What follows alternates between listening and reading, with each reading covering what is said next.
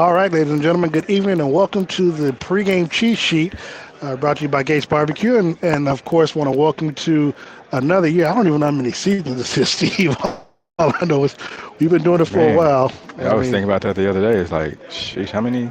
Long It's time. funny because you think about the playoff run that the Chiefs have gone on. Like, we've essentially done a full season as well in the Hmm. playoffs. But I'd like to welcome you to the pregame cheat sheet. I'm Darren Smith along with Mr. Steve Walls. And Steve, we finally made it. It's going to be a slight delay still as they try to bring the players and stuff back on the field.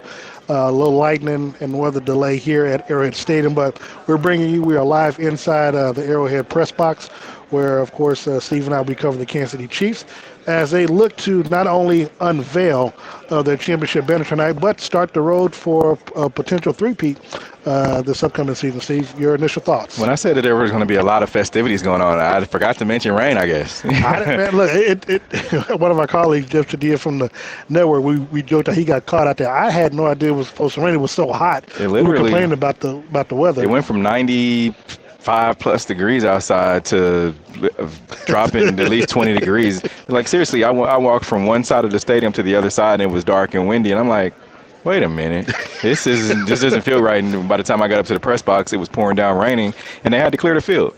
And so once there's lightning, there's always a 30-minute delay from the last time that you see a lightning bolt. And we saw NBC, they were doing their pregame show right underneath the tunnel where the players walk out at. So, Well, we're dry. That's all I got to it's say. facts. Look, there's so much to talk about. Again, we've got these two teams that faced off in the AFC Championship game. Your Kansas City Chiefs hosting the Baltimore Ravens. Kickoff was initially at 7:20. Looks like it'll be pushed a little bit. We're not sure. I guess they'll make an announcement when they do. But I mean, for NBC, this is a battle of two-time MVPs.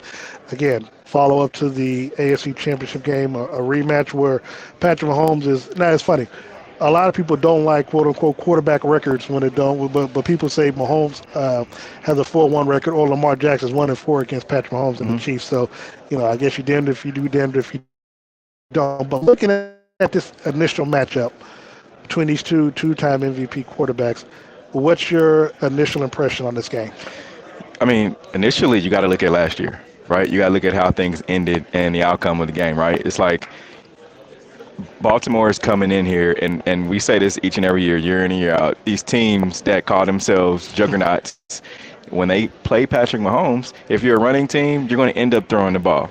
And I feel like that's what happened last year when, you get a Lamar Jackson who, I mean, is a running quarterback. But he, all of a sudden, whether it was coaching or whether it was himself and he audibled out of it, they decided to throw the ball. And I feel like if you're going to let, and I was saying this earlier, if you're going to let Zay Flowers, be your home run hitter as a rookie, and you're going to depend on him to help you win the game, the Chiefs have all the chances in the world to win that game. And my money would definitely be on the Chiefs if Baltimore decides that they want to do that. And we saw how the outcome was. It's like Lamar wanted to be Superman and go up against Patrick Mahomes, show off his arm, and, I am a throwing quarterback. No, Lamar, you can be a dual threat. However, your strength is in your legs. I know you and I, of course, along with Harold and Aaron, we were all in Baltimore for the AFC Championship game. I remember post-game, we were on the field, and I was interviewing Steve Spagnuolo afterwards, and I asked him about it, about them initially just literally stopped running the football in the first quarter. And I'll never forget, because I know one of the props that I had in that particular game was their starting running back to at least get 25 yards rushing. I think he got like 21, and they just did not give him the ball the rest of the game. And I just asked him about it, what was their game plan, and he told me that their game plan was to make him a one-dimensional player, to make him pass ball, but they had no idea it was going to happen in the first quarter. They just figured it was going to be later on throughout the game to where he'd have to play catch-up and, couldn't run the football and then be forced to. Spags had no idea that they were just going to forfeit running the football, midway through the first quarter. And he said it caught him and his coaching staff by surprise when they did that. And there's a few people who say, well, okay, Spags decided to stack the box, put, amen in the box. And it's like, okay, if you're going to do that, but your strength is run the ball, come hell or high water, I'm running the football. Yeah. Bring me out of it. They were, to me, and I don't want to dwell on last year, but to me, they were winning the game by running the football. You want to slow this team. If you want to slow the Chiefs down, how do you do it? You slow the game down and you run the ball, and that's your strength. So Baltimore, I just and they have the defense to be able, to get rest. And when the Chiefs' offense comes back on, they're able to hold, 14-point lead. I feel like Baltimore last year, their defense would have been able to do that. Yeah. These two teams have met 11 times in the regular season. The Chiefs actually have a 7-4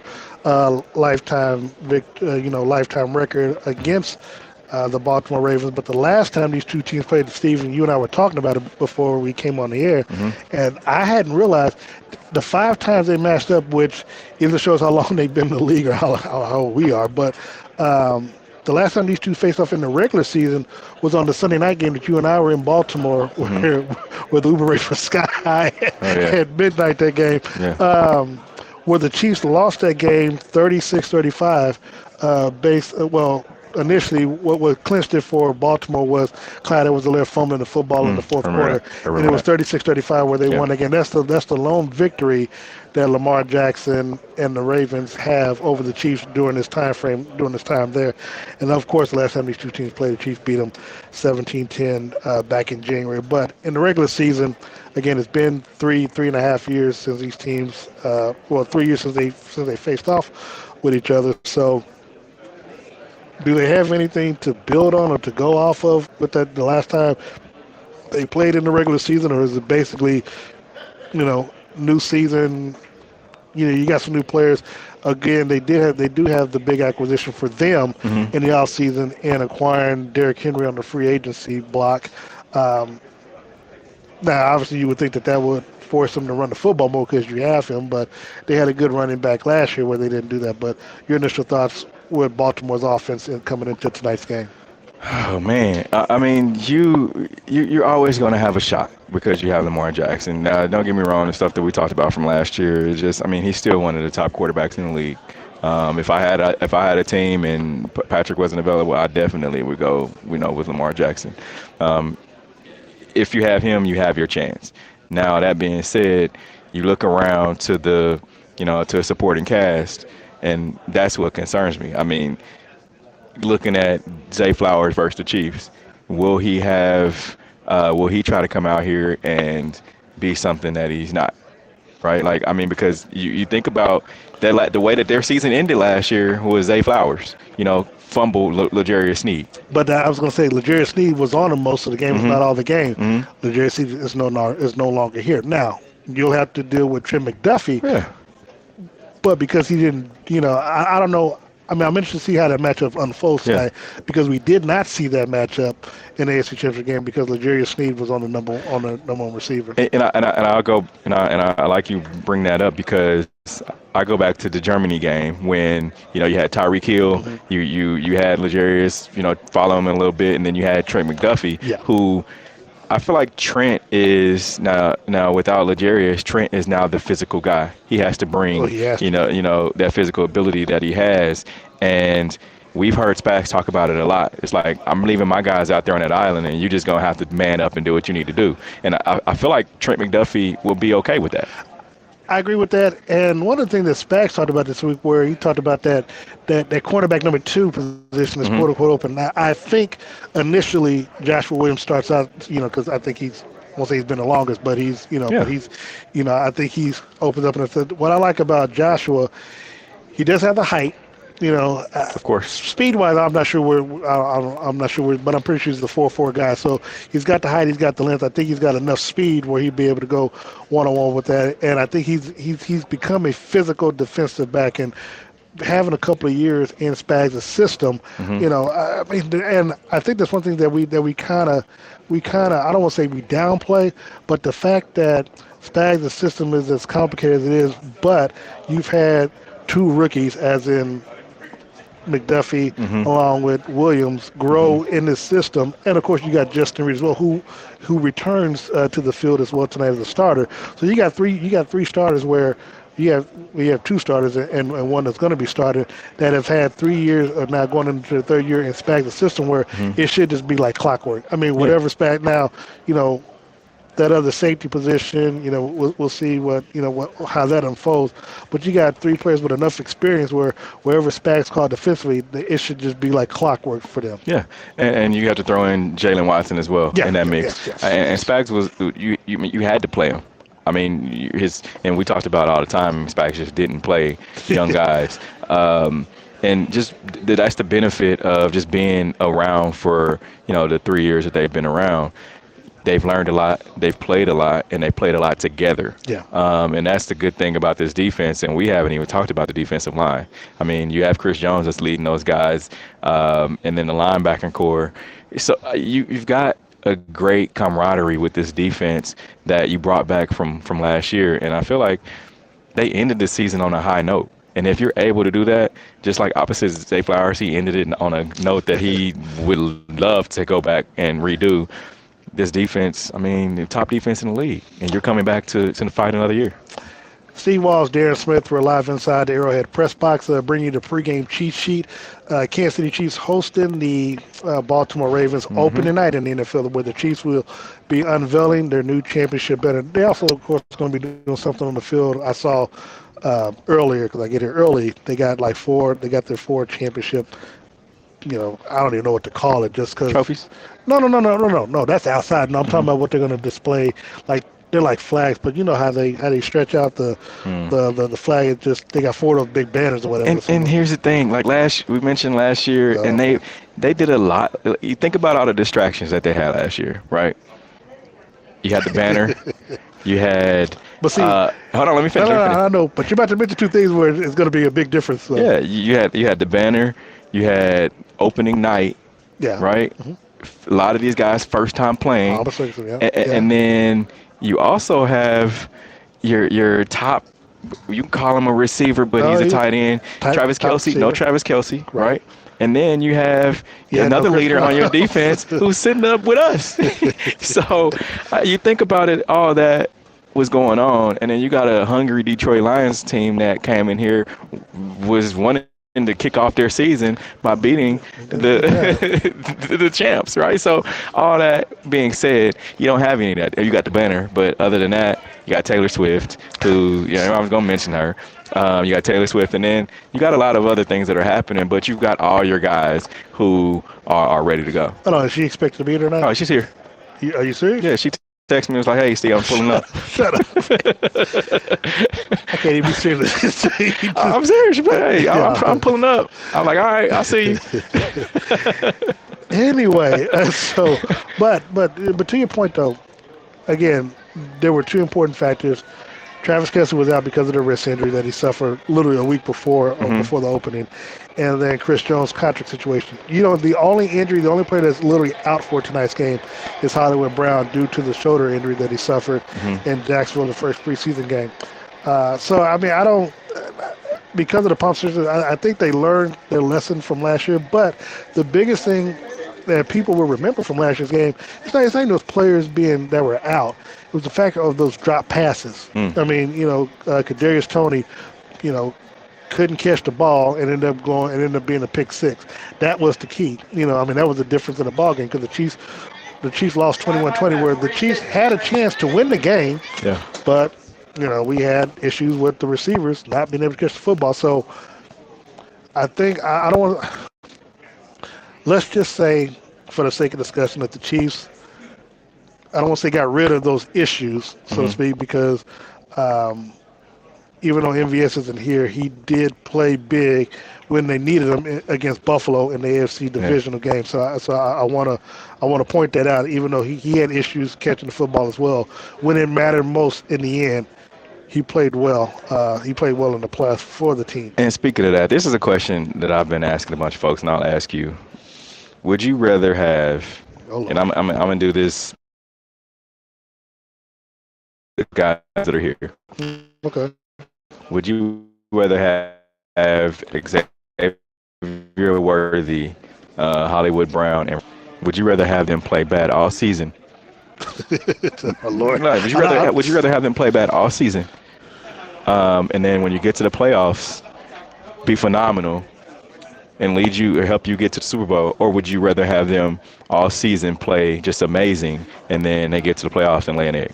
I'm gonna be honest. I don't think that you can have that 2 years in a row Hmm. No, because don't answer right now. no, Answer my no, no, question. no, no. I'm not answering the question because you're playing with fate. I Hmm. mean, last year, fate just happened to be on the Chiefs side, and Hmm. could have been it could have been Taylor Swift as well, Hmm. being on the Chiefs side.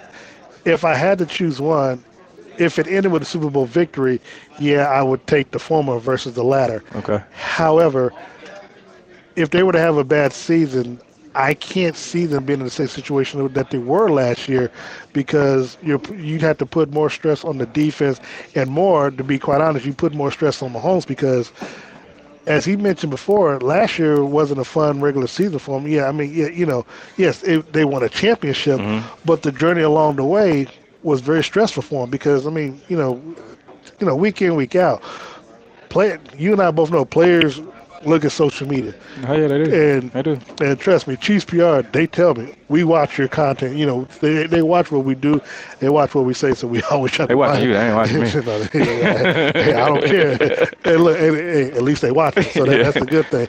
Um, but I said it to say that, you know, because of that, it was a very stressful situation. I mean, players are dealing with mental health issues, Yeah. True. and because, when you got Chiefs, when you have folks out there that are threatening them and calling them names, and stuff like that, but then they want to cheer them on, at the Yeah. same time, like you can't have it both ways. And so, But I mean, that's the average fan though. yeah, but I'm I mean, saying, but the without players, taking it too far. yeah, I'm saying, but the players see now again, it still messes with their psyche, and it somehow translates on the field. So, but again, you have a situation with Patrick. Patrick had to deal with. I mean, he had to deal with questions. I mean, like 2 years ago when he was, you know, jabbing the ball all around, he was throwing for 5,000 yards. He was having fun because it was a challenge for him at that time Yeah. because of not being without Tyreek Hill. He wasn't expecting that year two, because year two with these players because he felt like, well, hell, we did all this 2 years ago. Why can't we not do it again? But that comes with the territory. Like it's not supposed to be given to you. I No, no, mean, no, no, no, no, and no, no, no. It's not a matter. No, but no, but your starting receiver should not have that type of. I don't want, and I'm just saying sophomore jinx or sophomore slump after they won a championship to it where happens, man. no, not the entire wide receiving core outside of Rashid, their production drops. It happens. You've heard of the Super Bowl hangover? For That- losing teams. no, it happens with winning teams too. You hurt. Not No, like it's, that, Steve. I get it. I Steve, get it. Stuff not, happens. Not where you're not where Hey. four of your top five receivers, their production. I mean, where they can't catch a damn flu. It don't happen like that. This comment is funny. Mr. A to Z said, "I'm here for Coco Jones." Facts. Me too. Yeah, that's my brother. Oh man. The thing about that is, I don't think that you could. It can go the other way around too. You can have a season like you did last year, where all the guys. Because I know you said you've been asking me about that question.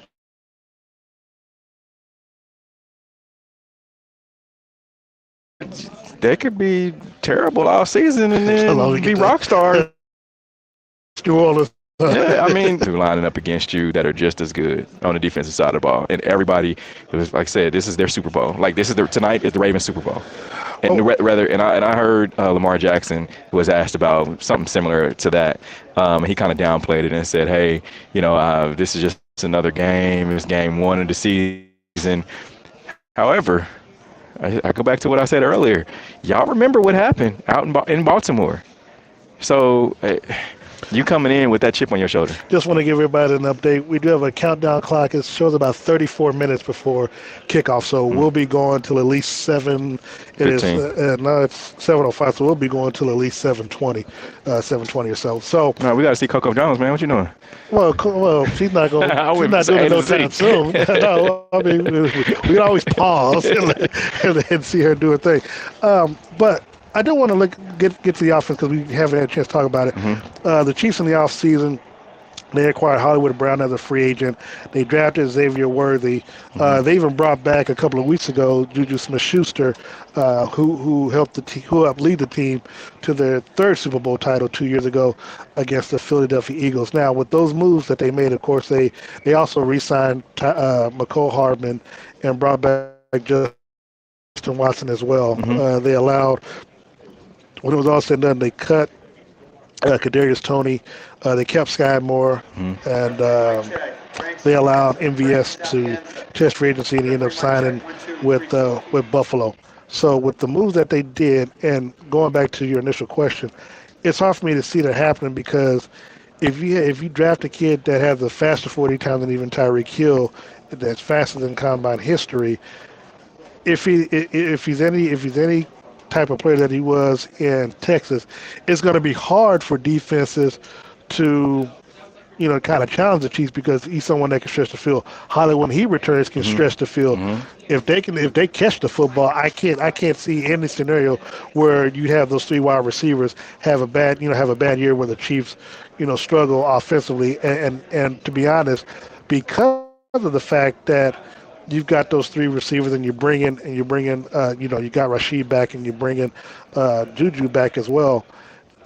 The expectation is for Mahomes to be able to have the explosive offense that he had when Tyreek was here, Hmm. on top of the fact that you got players that quote unquote should be able to catch the football, and because you have excellent route runners in Brown along with Juju Smith-Schuster, you open things up to where if push comes to shove, you got Kelsey right underneath, Hmm. and if push comes to shove, you got Pacheco in the backfield who can run open into the flat. So the Chiefs, it again, not that it can't happen, but to me they have too many weapons of players who that can catch the football. Hmm. That to me it should be hard for Patrick to not have another MVP type season. Let me ask you something. Who led the team? And I'll ask the chat this too. Who led the team in touchdowns last year?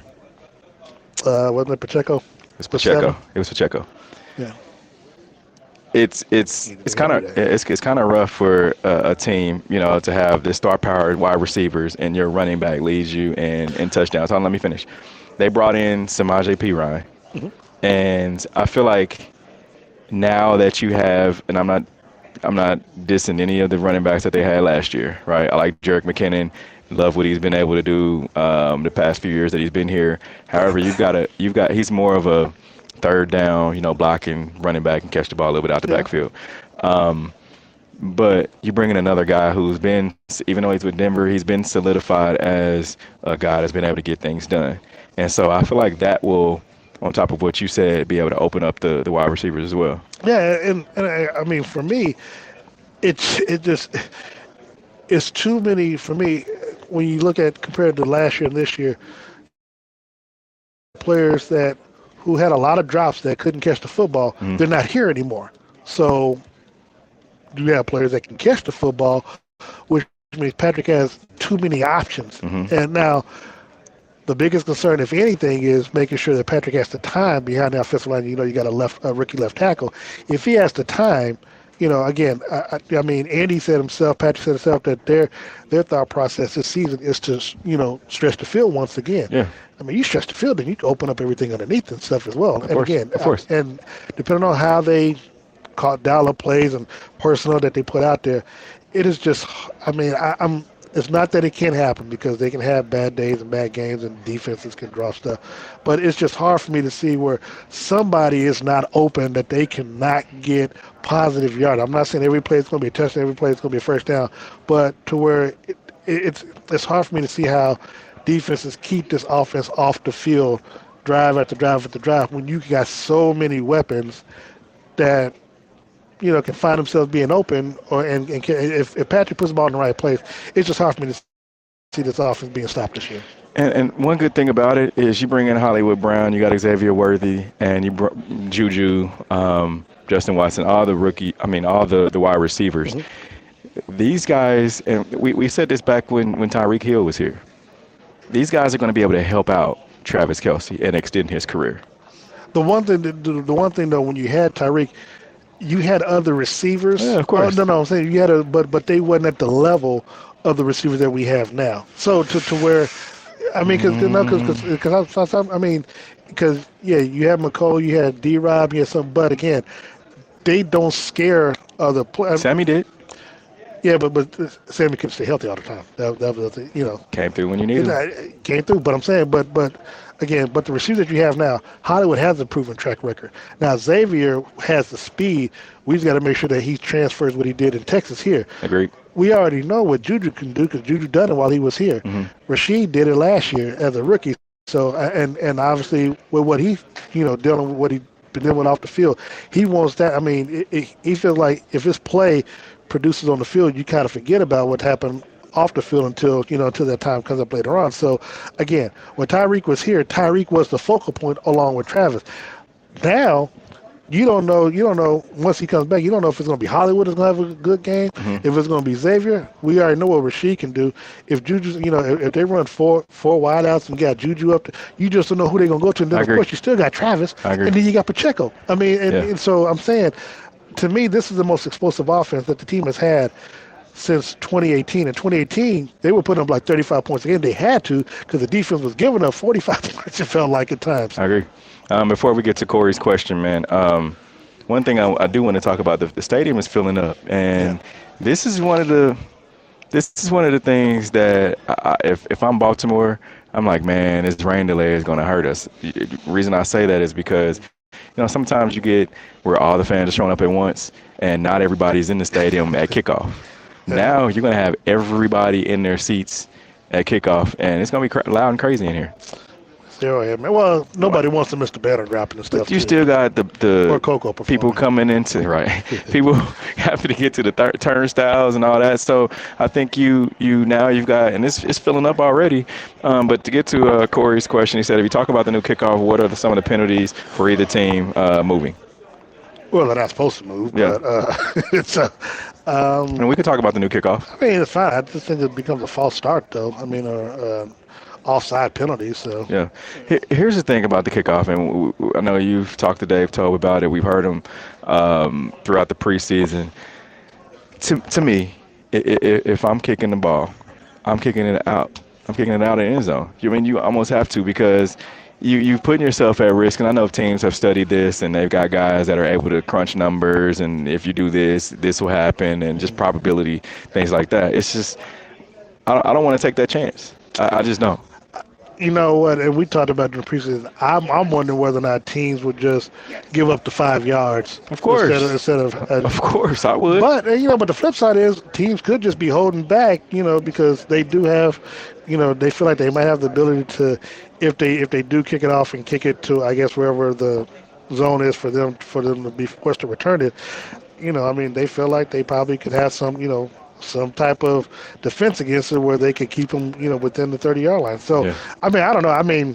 We talked to Tobe, and most of the time these coaches aren't going to reveal, because what we noticed after the first weekend is like, okay, they're probably just going to be kicking out the end zone until the regular season because they don't want to show what they've come up with. Yeah, it's going to be interesting to see. I know we'll see Justin Reed kick a few kickoff. Well, I don't know if he's going to be kicked off anytime soon because he had the quad injury, so you kind of don't want to re-aggravate that just to, for him to start kicking. Look, the Chiefs become the first Super Bowl repeating champs since New England in 03 and 04. Where they'll try to get a three-peat, or somebody said on the NFL Network, a Chief Pete, whatever. Chief Pete. That's funny. But yeah, Pacheco did lead the team last year with 1,179 scrimmage yards and 9 touchdowns, 7 on the ground, 2 receiving. Looking at this team overall, we know what the expectations are, but what do you see Andy Reid looking for out of these rookies? We know, again, Kingsley. Kingsley, starting left tackle. I think he's going to be the only rookie that's going to be starting right now. We did see a lot of James. Xavier Worthy. He's going to start. Who? Xavier Worthy. Well, yeah, depending on a lot of Xavier Worthy. Yeah. I'm sorry. But what do you think Andy's expectations are from these rookies and what they're going to contribute? Just hearing what Andy had to say earlier this week about Kingsley, I think he's a rookie. right? You've got to be a little bit more. His leash is a little bit longer than a guy that you've brought in here that is expected to not have false starts, Hmm. not have those kind of penalties, holding penalties and things like that. So I think his leash is going to be a little bit longer, as well as Xavier Worthy's. They're going to make mistakes. There's rookies, especially in night one, right? And Patrick has to understand it. I feel like as long as I think he's gonna do well. I talked to him this week. I think it was Sunday. I talked to him, and I asked him was he nervous. He was like, no. I was just like, oh, okay. oh, he said that off. Yeah, he was just like, no. He was like, Okay. and I would say a lot of that comes from Andy Heck, but also the confidence you get being next to Tooney and Creed and Trey Smith. I mean, they've taken him underneath their wing, and I mean, they have a lot of confidence in him, and so I mean, he's like someone that's always say he just ready to go hit somebody, hit somebody else Yeah. on the other team. And when I asked him about facing the Baltimore defense, he was like, man, as long as I get to hit somebody, I'm good. Yeah, that's all you got to worry about. Yeah, and Xavier has like a poker face, so I'm expecting. Let me ask you this: because of how the Chiefs have been looking, how they look all last year, do you think Mahomes and them are going to try to make a statement with this offense in tonight's game? Because for me, I think to show that this is a whole new Chiefs offense compared to last year, I think the Chiefs are going to try to not say run the score, but I think they're going to try to show what they can do with this offense and put everybody on notice. I would agree with that, and the reason why I say it is because we know the thing about Patrick Mahomes when he came into the league. Oh, he's going to throw a lot of interceptions because he likes to throw the deep ball, right? He hasn't been able to really do that last year until the tail end of the season when I mean we're up in Buffalo and He hit MVS. and he hit MVS over the show. Those were the kind of plays that we saw early in the season when Justin Watson was the only guy that could catch the ball Yeah. down the field, right? So I think they definitely want to show off their new toys. It's like Christmas morning, right? You always want to play with your new toys. So I feel like that's what's going to be from Patrick Mahomes. You're going to see that. And I mean, if I'm a betting man, I say he throws over 250 today. One thing we haven't looked at, you mentioned it He earlier. ain't run over to Kansas and place that bet. Yeah, I know, right? I placed all my bets 5 this morning because I had to go speak at my institution. So I want to ask you about on the defense side of football because you mentioned it and we really hadn't talked about it all. The linebacking core, the loss of Willie Gay. Of course, he ended up as a free agent. Chiefs offered him a contract he signed with the New Orleans Saints.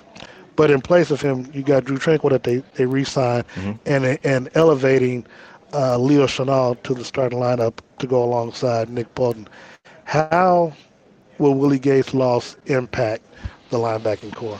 He was a juice man. That's what he called himself, right? So he definitely was a guy that brought the energy. I think his injuries hurt him a little bit. I think he was the guy that Nick Bolton's not the coverage guy. If just watch it, he doesn't have the hip movement that Willie Gay had and been able to get out and cover the running back downfield and the speed. And I think Nick has, and he talked about it earlier in the preseason, he said, hey, that's something I've been working on. Drew Tranquil is a little longer in the tooth, right? So he just wants to go out and hit somebody. So where does that leave you? I think you're going to have somebody else that's going to have to step up and fill that void. One of the new additions to Kansas City's team is the punter, Matt Ariza. Left-footed punter. Yeah. They didn't bring back Tommy Townsend. They let him He go. went and got that bag. You got to, man. Yeah, well, that too. But his nickname was the punt god in college, and he was initially signed. I think he was drafted by Buffalo. Had a rape charge or something from college that kind of followed him. They cut him. Charges got dropped, and he was just out there last year. And then the Chiefs brought him back and got him for minimum. But we've seen what he's been able to put out there on the field. How does he help? Toe with this because again, if he's able, because we saw a couple of 60, 70-yard punts that he was able to do during the preseason. I'm gonna tell you what some Chiefs fans told me. If we have to worry about Matt Araiza punting the ball, that means our offense isn't doing their job. I mean, So you're gonna be playing some good defense. I mean, so what I'm gonna tell gonna you is need that gonna need him Chiefs to fans better pin it hope you down don't in see a lot the. of Matt Hey, Araiza. but if he can pin it down, say 5 yards, from the Yeah, end zone, yeah. I mean that helps the Of defense. course, I agree. But Chiefs fans hope you don't see a lot of Matt Araiza. That's all I'm gonna say. Fine, fine. Oh, so just so you know, when I spoke today, I did mention to the students that I was told not to Harrison Bucker my speech today. So Oh, okay. so speaking of Harrison Bucker, the Chiefs re-signed him, or they signed him to an extension. Hmm. He got that bag as well He with the did. Chiefs, He did. and well deserving. He's helped the Chiefs. I mean, he's won 4 Super Bowls. I'm sorry, 3 Super Bowls with this team. What are you expecting from him this season? Man, I feel like he's gonna pick up where he left off. I mean, he battled a little injuries last couple years, Hmm. right? I think he was injured in what was it, New York, No, it was Arizona in a Arizona, couple years to the ago. field. Opening Yeah. game. So I think he's got rid of all that. Then last year we talked about Tommy Townsend, the whole, it went from Dustin Colquitt, who had been here Oh for a yeah, number of years and moved over to Tommy Townsend, and then the hold kind of got, Dave Tope said they were working through some things and trying to fix the hold, and so they ended up fixing that. And I think as long as you don't have those issues this year, he'll be fine. All right, so we got a few minutes left. Folks want to know some of our predictions. So I did a podcast this week with Pat Mahomes Senior and a couple of Jims and Mikes, two Jims and a Mike. So I know myself, but I'm going to ask you initially. Do you have do you have your picks of who's going to win the divisions along with the wild cards and stuff like that? Oh man, are we doing Super Bowl pick? We're doing all that right now. I mean, I just think if I'm going just straight to the Super Bowl, Oh, okay, okay. Let's do this. Give me AFC and NFC championship. Your 14 and who's in the Super mm, Bowl and who wins it. I got Get you on the record.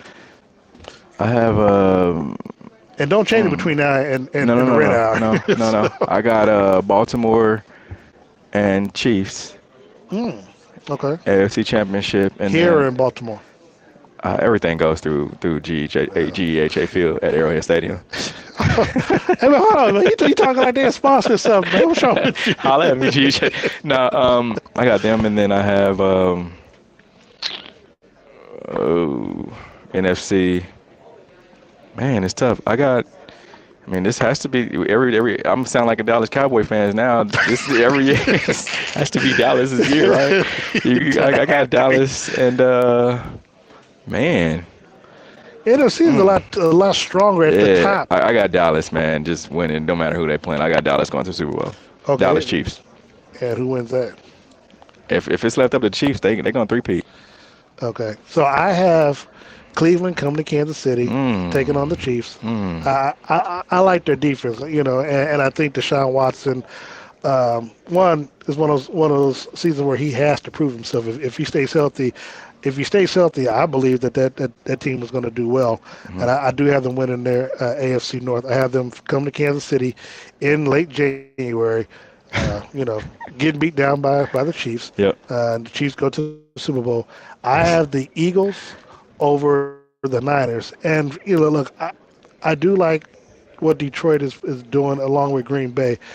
My issue is that it's going to be kind of like the AFC North. It's going to be like a gauntlet over there. And to Mhm. me, I just feel like whoever has home field advantage is going to see their way through. I think the Chiefs have proven that they can win at home and on the road. So That's true. I That's just feel true. like the Chiefs are just going to be the strongest team when the playoff comes. Um, I feel like the Eagles and their offense is going to be much, much, much improved, and I Mhm. think that they'll have the best record, and they'll host the games. And to me again, if they're hosting the NFC Championship game, I just think it's kind of hard for me to see that team losing at home. In the Yeah. NFC Championship. So I've got them, and I got the Chiefs winning over the Eagles to three-peat as well. Okay. So I know we got to get ready to go for to see Coco and the Star Spangled Banner and the Negro League hymn. Who you want to thank sponsor wise and your prediction for tonight's game. I got Chiefs, man. Chiefs. I'm gonna give Chiefs